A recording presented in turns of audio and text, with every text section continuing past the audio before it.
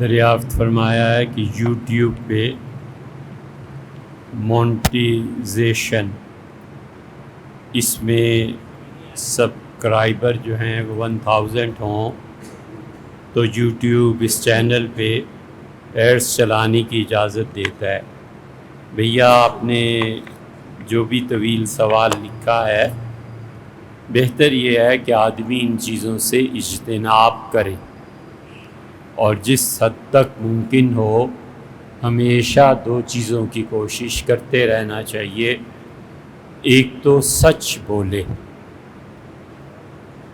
اور اپنی زندگی میں بالکل جھوٹ کو دخل نہ دے جب تک کہ اس پہ وہ حالت نہ آ جائے جو حضرت ابراہیم علیہ السلام پہ آ گئی تھی کہ جب مصر سے گزرے ہیں تو رسول اللہ صلی اللہ علیہ وسلم نے فرمایا بادشاہ ان کی بیوی کو ہتھیانا چاہتا تھا،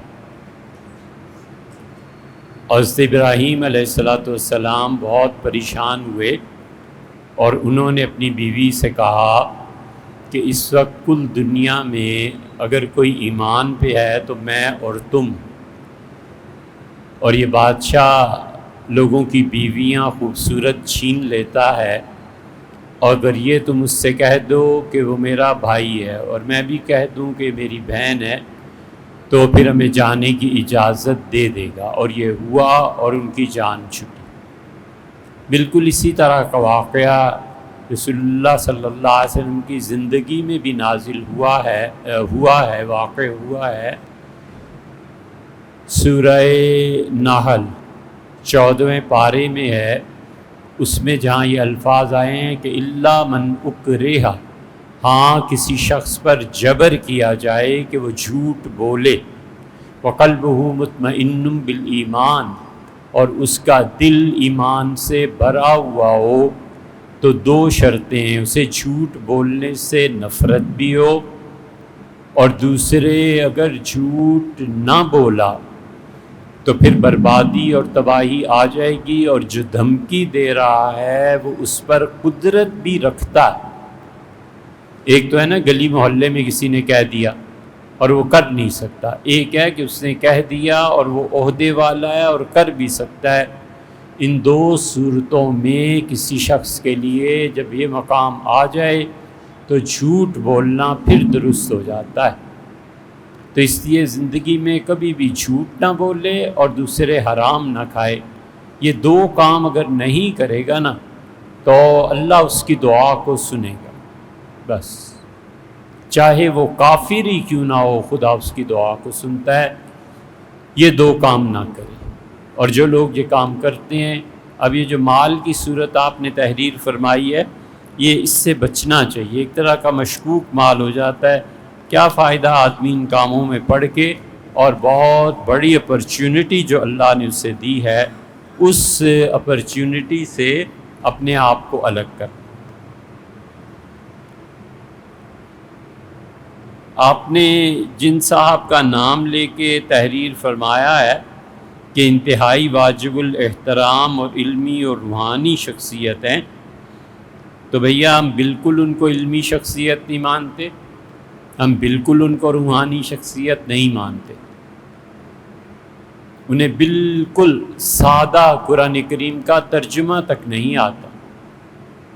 آپ لوگوں نے علم کا معیار کیا رکھ لیا ہے؟ آخر کچھ تو پتہ چلے نا، کہ جو آدمی سادہ قرآن پاک کا ترجمہ بھی نہیں کر سکتا، جو آدمی قرآن پاک تو بڑی بات ہے نماز کا ترجمہ نہیں جانتا، جو آدمی ایک طویل مدت تک پروفیسر رہا ہے، اپنے کالج میں پڑھاتا رہا ہے، بسم اللہ بھئی وہ اپنے فیلڈ کی بات کرے، وہ سوشیالوجی پڑھاتے رہیں اس کی بات کریں، وہ فزکس پڑھاتے رہیں سر آنکھوں پہ اس کی بات کریں، وہ کیمسٹری پڑھاتے رہیں اس کی بات کریں، بسم اللہ، ہمیں کیا حرج ہے ان کی بات ماننے۔ ایک آدمی معاشیات پڑھاتے ہیں، چھوٹی سی مثال دیتے ہیں، آپ ڈاکٹر سرار صاحب کو اگر آپ نے سنا ہو تو ڈاکٹر صاحب نے بہت مہذب اور شائستہ گفتگو میں مثالیں دے کے فرمایا، انہوں نے مثالیں دے کے بات سمجھائی کہ اگر پاکستان پہ قرض زیادہ ہے تو آپ عالمی اداروں سے کہہ دیں کہ ہم یہ قرض واپس کریں گے لیکن سود نہیں دیں گے، اس لیے کہ ہمارا مذہب ہمیں اجازت نہیں دیتا سود دینے کی۔ اور پھر پریسلر ترمیم کا ڈاکٹر صاحب نے حوالہ بھی دیا، اور اس کے بعد انہوں نے ارشاد فرمایا کہ انہیں کہہ دیں صاف کہ ہم سود تو اس وجہ سے نہیں دے سکتے کہ قرآن منع کرتا ہے، اور رہ گئی یہ بات کہ ہم اصل ذرا آپ کی جتنا قرضہ لیا تھا وہ واپس دے دیں گے جب ہوگا۔ اس پہ پھر اضافہ فرمایا جناب خادم حسین رضوی فیض آبادی صاحب نے، اور انہوں نے فرمایا کہ اگر ان دو باتوں کو بھی نہیں مانتے تو پھر انہیں کہو آ جاؤ غوری مسائل ہمارے پاس ہے، ہم تمہیں نپٹ لیں گے۔ اب اس بات پر بحث کریں وہ جنہوں نے زندگی بھر معاشیات پڑھائی ہے، اکانومی پڑھائی ہے، اکنامکس میں، ہم جیسوں کا کہنا یہ زیادتی ہے یار، ہمارا میدان نہیں ہے۔ تو اس لیے جن کو آپ علمی شخصیت اور روحانی کچھ نہیں ہے، آپ جتنے جذباتی ہو کے ان پڑھ لوگوں کو اپنا امام اور قائد مقرر کر لیتے ہیں نا، ان کا حال یہ ہوتا ہے کہ انہیں قرآن کریم کا سادہ ترجمہ نہیں آتا، اردو ترجمے دیکھ دیکھ کے بتاتے ہیں، نماز کا پتہ نہیں ہے کہ نماز کیسے پڑھنی ہے، جن کی نمازیں سنت کے خلاف، اور سبحان اللہ آپ کے وہ علمی اور روحانی شخصیت، وہ اپنے وابستگان کو ان کے نام کے احوال سے تسبیحات عنایت کرتے ہیں۔ یہ کون سی اتنی کمال کی بات ہے یار، آپ کسی بھی آدمی کا نام لے لیں، اس کے حروف نکال لیں، علم الحروف یہی ہے، علم نجوم کی بعض اقسام میں سے یہ ہے، جیسے محمد صلی اللہ علیہ وسلم 92 اس کا عدد بنتا ہے، اللہ کا عدد 100 کچھ بنتا ہے، تو آدمی بیٹھ کے ان اعداد کے حساب لگاتے لگاتے ماہر ہو جاتے ہیں۔ آپ نے کہا میرا نام کامران ہے، اس سے کہا اچھا تم 46 مرتبہ تسبیح پڑھا کرو، کیونکہ کاف جو ہے اس کے نمبرز اتنے ہیں، را جو ہے اس کے نمبرز 200 ہیں، میم 40 ہے، الف 1 ہے، اور نون کے 50 ہیں۔ آسان سی بات ہے، تو اب نہیں چھپتا، پہلے جو الف با تا سا کے نورانی قاعدے چھپتے تھے نا، اس کے آخر پہ لکھا ہوا تھا ابجد حفظ ہدی کلمن صافظ کرشد زاغز۔ یہ 7 نام ہیں، یہ 7 انبیاء علیہ السلام تھے، کون نہیں تھے، یہ ہمیشہ ان کے آخر پر چھپا رہتا تھا، بچے یاد کر لیتے تھے، اس کے عدد پھر نکالتے رہتے تھے بچوں کا دل لگانے کے لیے، ابجد حفظ ہدی کلمن صافظ کرشد زاغز۔ یہ کون سی روحانیت ہے، کون سا کمال ہے؟ کسی شیعہ عامل کے پاس چلے جائیں، آسانی سے سمجھا دے گا، لا حول ولا قوت الا باللہ۔ اور افسوس ہے کہ آپ کا معیار اور سٹینڈرڈ یہ ہے۔ حضور اقدس صلی اللہ علیہ وسلم نے فرمایا کہ قرآن کریم جو نازل ہوا ہے اس کے 7 احرف حروف ہیں، اور ہر ایک آیت میں ایک اس کا ظاہر ہے اور ایک اس کا باطن ہے، اور رسول اللہ صلی اللہ علیہ وسلم یہ بھی فرمایا کہ ہر ایک جو آیت اور جو تفسیر ہے اس کی ایک حد ہے۔ یہ بھیا مشکل ترین احادیث میں سے ایک ہے جو آپ نے تحریر فرمائی۔ حدیث میں اس طرف اشارہ کیا گیا ہے کہ علم تفسیر کوئی آسان بات نہیں ہے، یہ بہت وسیع بھی ہے، اور قرآن کریم کی ایسی تفسیر جو خود اللہ کے ہیں بہت مشکل بھی۔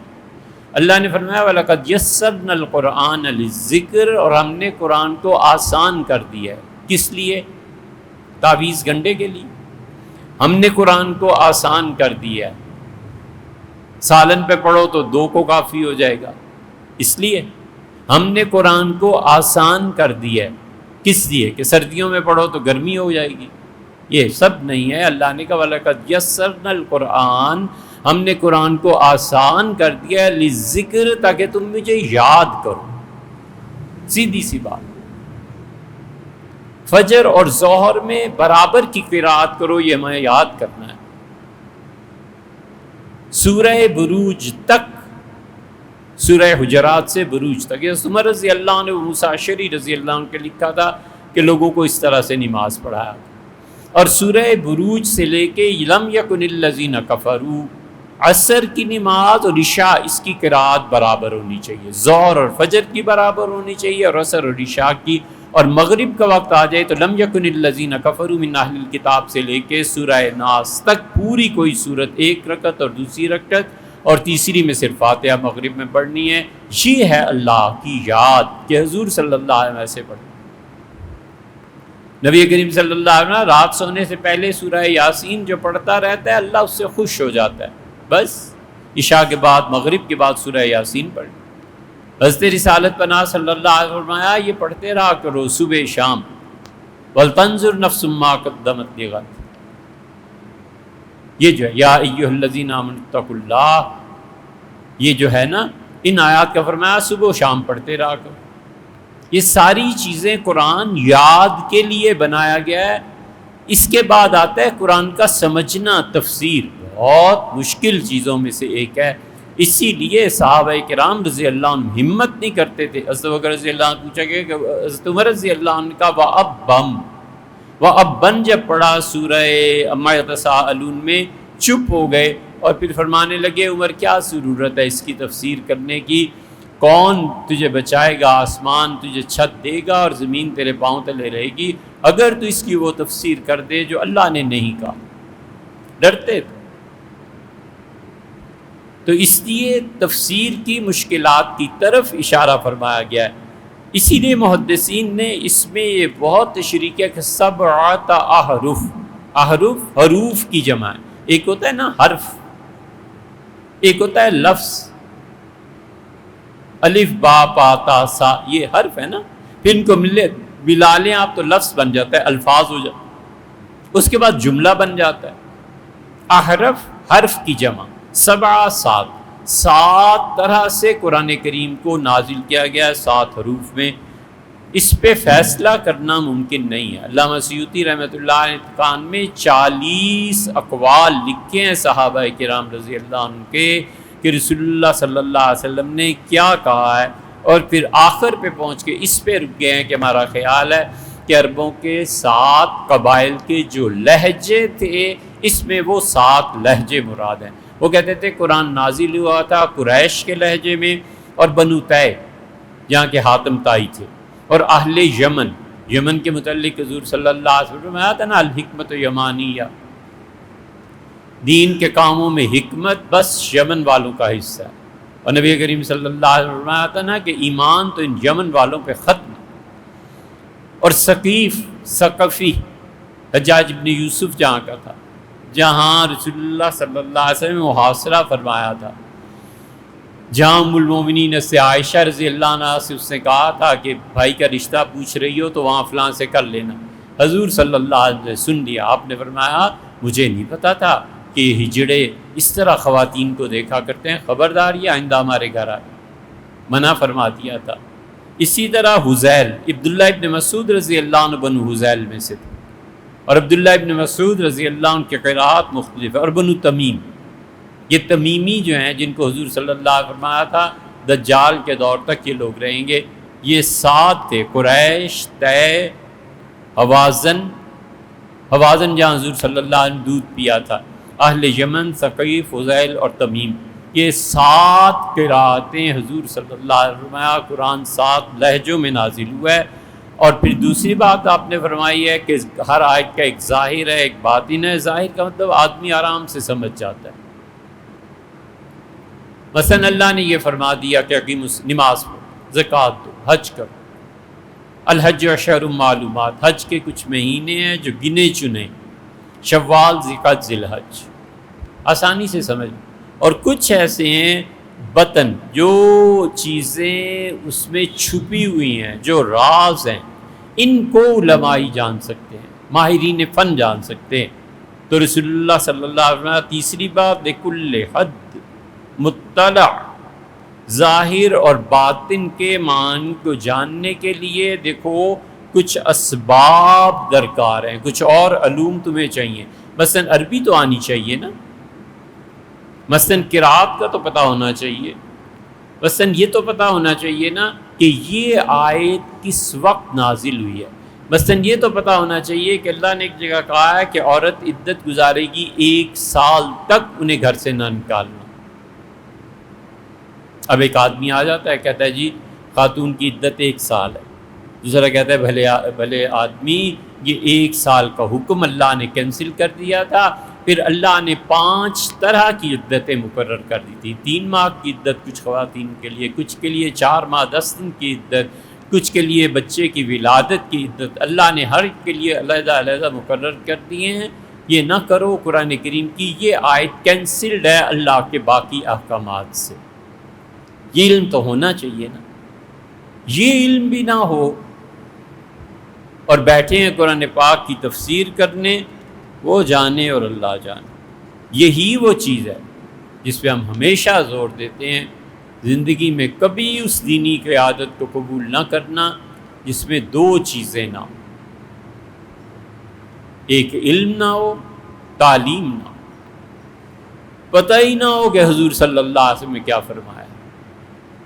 قرآن کریم میں آیا ہے، اللہ تعالیٰ نے فرمایا حضرت سلیمان علیہ السلام اپنی لاٹھی کی ٹیک پر کھڑے رہے،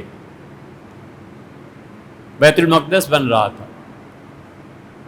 تاکل من ساعتا، یہاں تک کہ دیمک نے اندر ہی اندر اس لاٹھی کو بالکل کھوکھلا کر دیا۔ تو سیدنا سلیمان علیہ السلام کے بوجھ سے جب وہ ٹوٹی، حضرت سلیمان علیہ السلام زمین کی طرف تشریف آوری ہو گئی، تو تب اللہ کہتا ہے جنات نے جانا ان کا، حضرت کا تو کب کا انتقال ہو گیا۔ اگر ہمیں پتہ ہوتا تو ہم کبھی بھی اس عذاب، ذلت کے عذاب میں، ان کے ڈر سے جو بیت المقدس تعمیر کر رہے تھے، ہم کبھی کے بھاگ گئے ہوتے۔ سوال یہ پیدا ہوتا ہے کہ سلیمان علیہ السلام 2 سال لاٹھی ٹیک کے جو کھڑے رہے اور دیمک نے چاٹ لیا، تو اتنے عرصے کی نمازیں کہاں گئیں؟ کسی کو پتہ نہیں چلا کہ حضرت اتنا عرصے سے کھڑے ہیں، کھانا کہاں کھاتے ہیں؟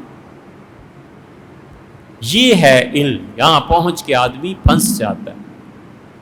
کبھی اس کی نہ ماننا جسے علم نہیں ہے، اور دوسرے جس آدمی میں اللہ کے ساتھ تعلق قائم نہیں ہوا، اللہ کا ذکر، اللہ کی یاد، اللہ کا خوف، اللہ تعالیٰ کی معرفت، جو مشائخ، خانقاہیں، ان چیزوں سے حاصل ہوتی تھی نا، اور اگلے بتاتے تھے کہ کیا کرنا ہے اور کیا نہیں کرنا، غصے پہ قابو کیسے پانا ہے، عقل کہاں استعمال کرنی ہے اور کہاں ہی احمق رہ جانا ہی بہتر ہے کہ میں احمق ہوں بھائی، مجھے ایسے ہی چھوڑ۔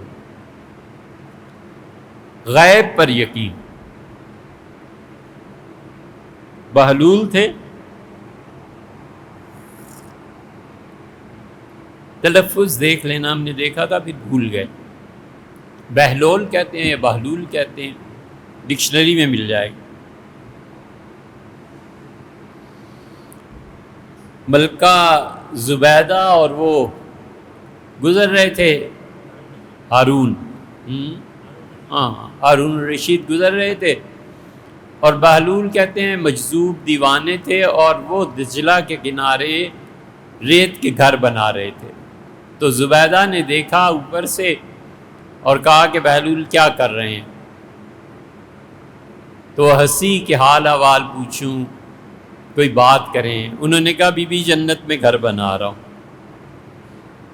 اس نے کہا کہ جنت کے گھر آپ بیچتے بھی ہیں؟ ان کا ہاں بہت مہنگے ہیں لیکن بیچ دوں گا۔ اس نے کہا کتنے میں بکتا ہے؟ انہوں نے کہا اس زمانے کے 7-8 روپے، ان کا اتنے دے دو، لے لو۔ تو ہارون رشید ہنستے رہے یہ سارا مکالمہ دیکھ کے، اس نے پیسے پھینکے، انہوں نے کہا یہ گھر تمہیں دے دیا، مٹا دیا۔ شاہی سواری آگے چلی گئی۔ ہارون کہتے تھے رات میں نے خواب میں دیکھا کہ جنت کے گھر بک رہے ہیں۔ میں نے کسی سے پوچھا کہ یہ گھر بیچتے ہو؟ اس سے کہا ہاں بیچتا ہوں۔ میں نے کہا مجھے بھی دے دو۔ اس سے کہا تمہاری بیوی نے جو خرید لیا۔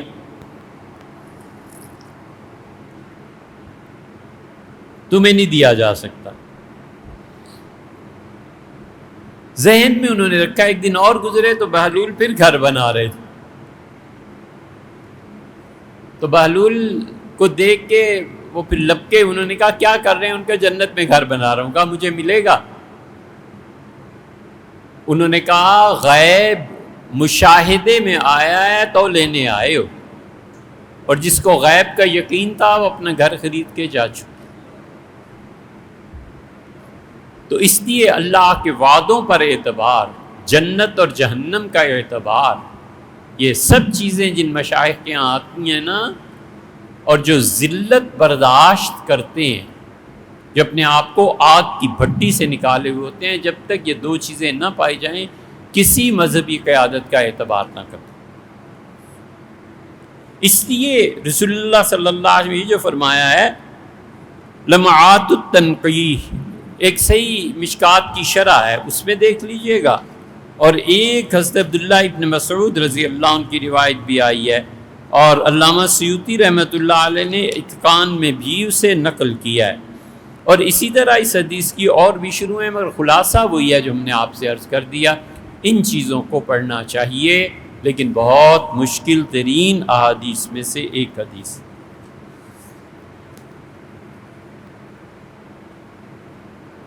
پھر آپ نے فرمایا ہے ایک اور صاحب نے سائی وال سے کہ حضور اقدس صلی اللہ علیہ وسلم نے جو فرمایا ہے کہ جو بچہ پیدا ہوا اور اس نے سانس لیا اور پھر فوت ہو گیا تو اس کا وراثت میں حصہ ہے، وہ حصہ کیسے تقسیم ہوگا؟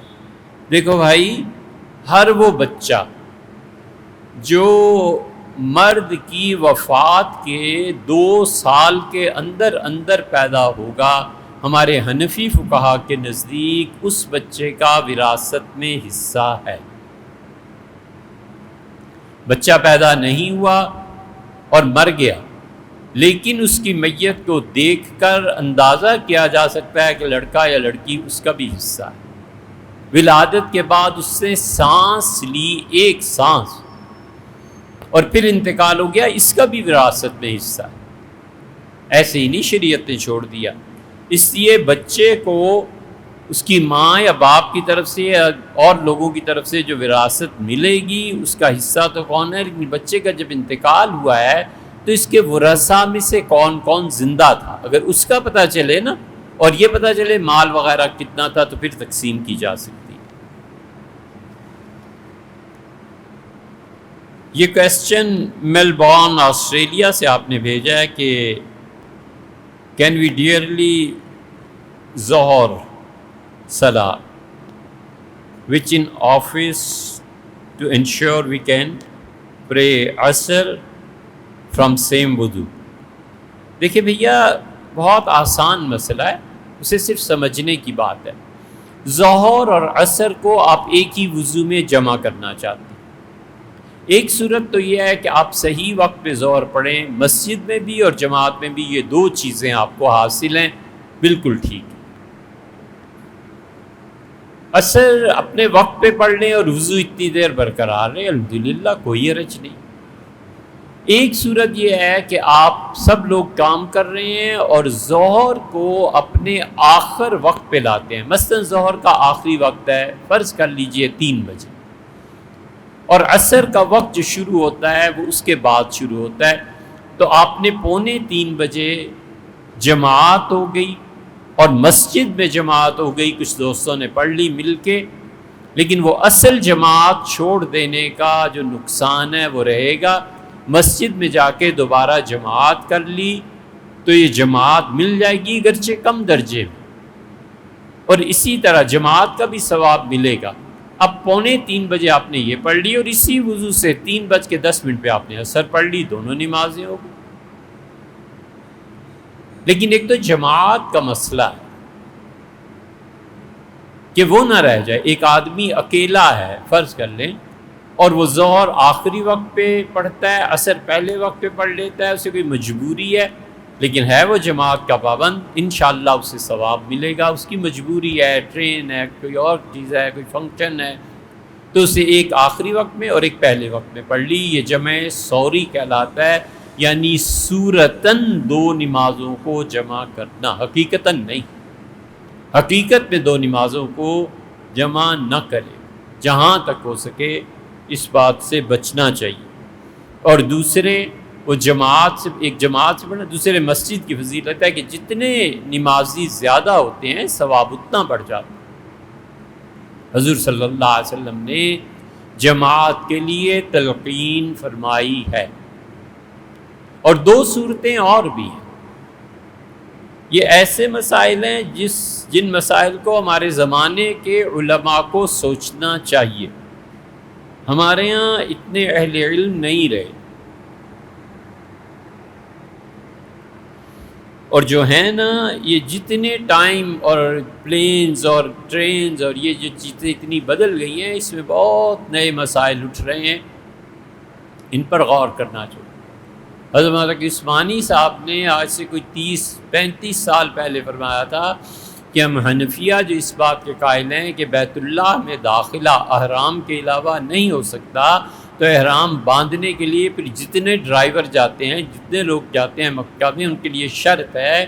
تو ذرا سوچیں یہ مسئلہ کس طرح ہوگا، اس پہ لوگوں کو بیٹھ کے خود سوچنا چاہیے، اہل علم کو ابھی تک شاید نہیں سوچ پائے۔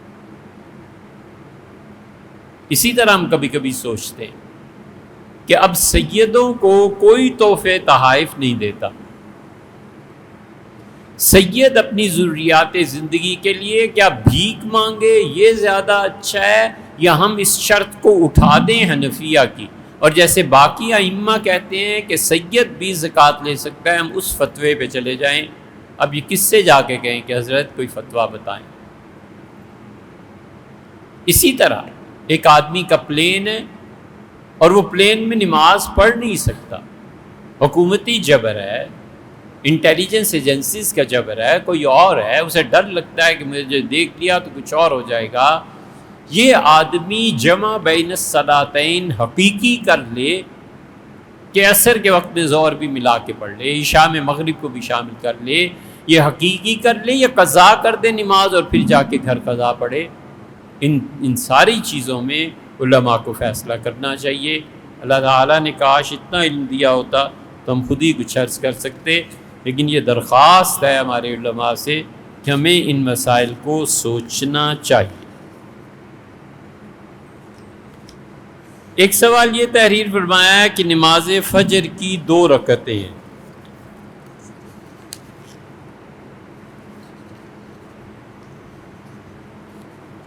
اور 2 رکعتوں میں سنن موقدہ میں اگر تحیت المسجد اور تحیت الوضو کی نیت کر لیں تو کیا اس کا ثواب مل جائے گا؟ بالکل ملے گا بھیا۔ آپ نے 2 رکعتیں پڑھنی ہیں، وہ سنن موقدہ ہیں، حتیٰ کہ ہمارے احناف کے نزدیک وہ واجب ہیں۔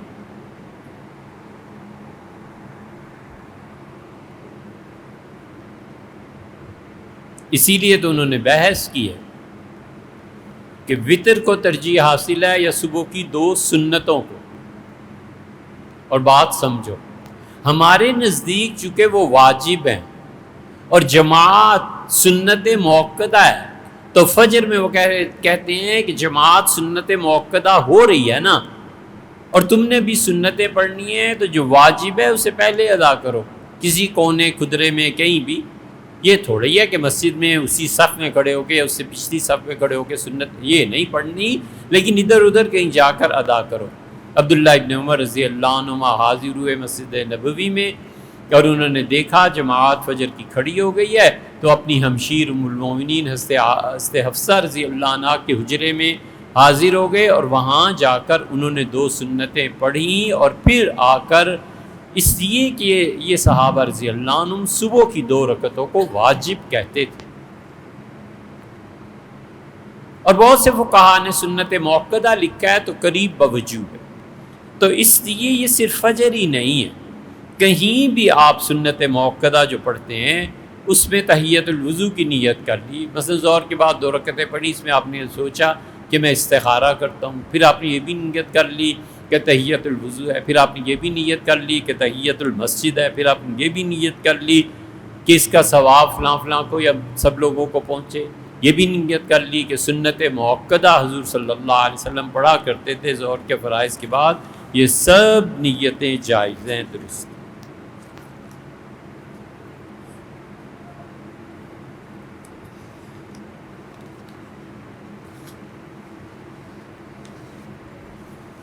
بعض لوگ یہ کہتے ہیں کہ عید کے دن گلے ملنا بدعت ہے، کوئی بدعت نہیں بھیا۔ اناؤ سے یہ سوال پوچھا ہے واصف صاحب نے، کوئی بدعت نہیں ہے۔ اصل بات یہ ہے کہ ایک دور ایسا تھا جس دور میں عید کی نماز کے بعد صحابہ کرام رضی اللہ عنہم تابعین صرف ہاتھ ملا لیتے تھے۔ یہ چیز شروع کی اہل تشیع نے ایک دوسرے سے گلے ملنا، تو عید کے دن وہی گلے ملتا تھا جو شیعہ ہوتا تھا، تو اہل السنہ نے فتویٰ دیا کہ عید کے دن گلے ملنا بدعت۔ اب نہ وہ شیعہ رہے، نہ سنی رہے، نہ عید رہی، نہ شب رات رہی، ہر ملاقات میں ہی لوگ ایک دوسرے کو گلے لگاتے ہیں، ملتے ہیں۔ جب وہ سبب اور وجہ مٹ گئی تو اب وہ فتویٰ بھی ختم ہو گیا۔ حضور اقدس صلی اللہ علیہ وسلم نے وہ جوتے پہنے ہیں جو ان کے زمانے میں عیسائی راہب اور پادری پہنتے تھے۔ جب یہ عام ہو گیا تو سب ختم ہو گیا۔ امام ابو یوسف رحمۃ اللہ علیہ نے لوہے کے کیل لگائے، اور امام ابو یوسف رحمۃ اللہ سے کہا گیا کہ حضرت چپل میں اپنے کیل لگائے ہیں۔ انہوں نے کہا اتنا طویل فاصلہ پیدل چلنا ہوتا ہے تو کیل نہ لگاؤں تو جوتا تو اکھڑ جائے۔ انہوں نے کہا حضرت عیسائی ایسے کرتے ہیں۔ فرمایا عیسائیوں کا کیا ہے، ہر آدمی جس سے سفر کرنا ہے اب یہی کرے گا۔ انہوں نے مشابہت کو تسلیم کرنے سے انکار کیا۔ کسی بھی غلط کام اور چیز میں مشابہت کے لیے بنیادی طور پہ 3 شرائط ہونی چاہیے۔ یہ جو عید کا مسئلہ ہے نا، کوئی شرط اس میں نہیں پائی جاتی، اس سے فضول باتیں نہیں کرنی چاہیے، کسی درجے میں نہیں۔ خوشی کی وجہ سے گلے ملتے ہیں، بالکل ٹھیک ہے۔ یہ ضرورت آخر کیا ہے کہ لوگوں کو خام خواہ فتوے کے شکنجے میں کسو۔ فتویٰ یار لوگوں کی سہولت کے لیے ہوتا، فتوے اس لیے نہیں ہوتے کہ لوگوں کو ہم تنگ کریں۔ ہاں جہاں کہیں اس کے علاوہ کام نہ چلے وہاں آدمی صحیح فتویٰ دے۔ ایک بیان میں کہا تھا کہ مرد کا دیکھنا اور ہے اور عورت کا دیکھنا اور ہے۔ اس بیان کو ڈھونڈنے میں کافی گھنٹے صرف کیے مگر نہیں مل سکا۔ یہ بات پھر دوہرا دیں، کس کو دیکھنا بھیا، آپ کو یا مجھے؟ عورت کا دیکھنا اور ہے اور مرد کا دیکھنا اور ہے۔ اصل بات یہ کہی تھی کہ مرد کا عورت کو دیکھنا یہ ہے جہاں پر شدید گناہ ہے، جن حالتوں میں اللہ نے خاتون کو دیکھنے سے منع فرمایا، اور عورت کا مرد کو دیکھنا وہ کم گناہ ہے۔ وجہ اس کی یہ ہے کہ شرم اور حیا خواتین میں زیادہ ہوتی ہے بنسبت مرد کے، اس لیے فقہا کہتے ہیں کہ مرد کے دیکھنے میں جو گناہ اور چیز ہے وہ عورت کے دیکھنے میں نہیں ہے، وہ ان دونوں میں فرق کرتا ہے۔